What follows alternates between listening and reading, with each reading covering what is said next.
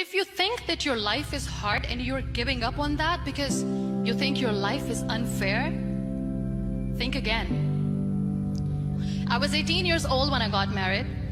I belonged to a very conservative family, a Baloch family, where good daughters never say no to their parents.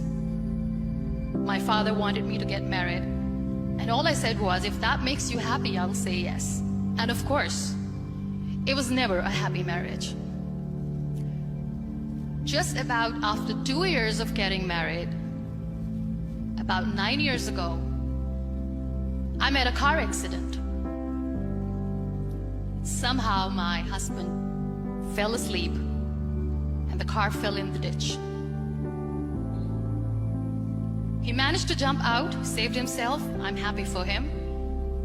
But I stayed inside the car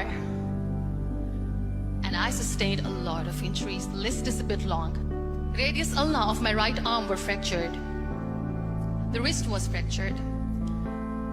Shoulder bone and collarbone were fractured. My whole rib cage got fractured. And because of the rib cage injury, lungs and liver were badly injured. But that injury that changed me and my life completely as a person and my perception towards living my life was the spine injury. 3 vertebrae of my backbone were completely crushed, and I got paralyzed for the rest of my life. Many people came to rescue. They gave me CPR. They dragged me out of the car. And while they were dragging me out, I got the complete transection of my spinal cord. Those 2.5 months in the hospital were dreadful. I was at the verge of despair. One day, doctor came to me and he said, well, I heard that you wanted to be an artist, but you ended up being a housewife. I have a bad news for you. You won't be able to paint again. Next day, doctor came to me and said, your spine injury is so bad, you won't be able to walk again. I took a deep breath and I said, it's all right. Next day, doctor came to me and said, because of your spine injury and the fixation that you have in your back, you won't be able to give birth to a child again. That day, I was devastated. I still remember, I asked my mother, why me? And that is where I started to question my existence. Why am I even alive? And that is where I realized that the words have the power to heal the soul. My mother said to me, this too shall pass. God has a greater plan for you. I don't know what it is, but He surely has. That day I decided that I'm going to fight my fears. So I wrote down one by one all those fears. And I decided that I'm going to overcome these fears one at a time. You know what was my biggest fear? Divorce. I couldn't stand this word. I was trying to cling on to this person who didn't want me anymore, but I said no. I have to make it work. But the day I decided that this is nothing but my fear, I liberated myself by setting him free. And I made myself emotionally so strong that the day I got the news that he's getting married, I sent him a text that I'm so happy for you and I wish you all the best. And he knows that I pray for him today. Number 2 was, I won't be able to be a mother again.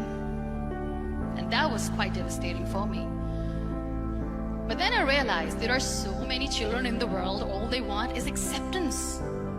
So there is no point of crying, just go and adopt one. And that's what I did.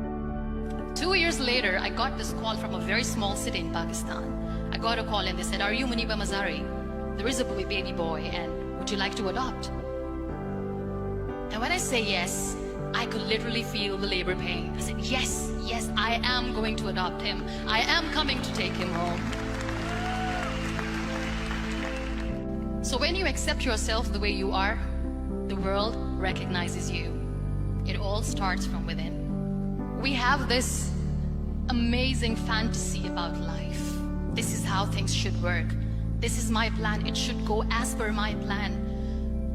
If that doesn't happen, we give up. I never wanted to be on the wheelchair.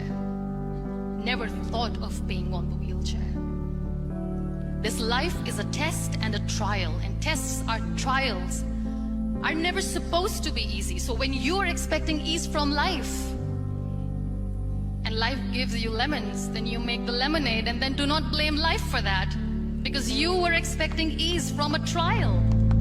Trials make you a stronger, better person. Life is a trial, and with time you realize that. It is okay to be scared.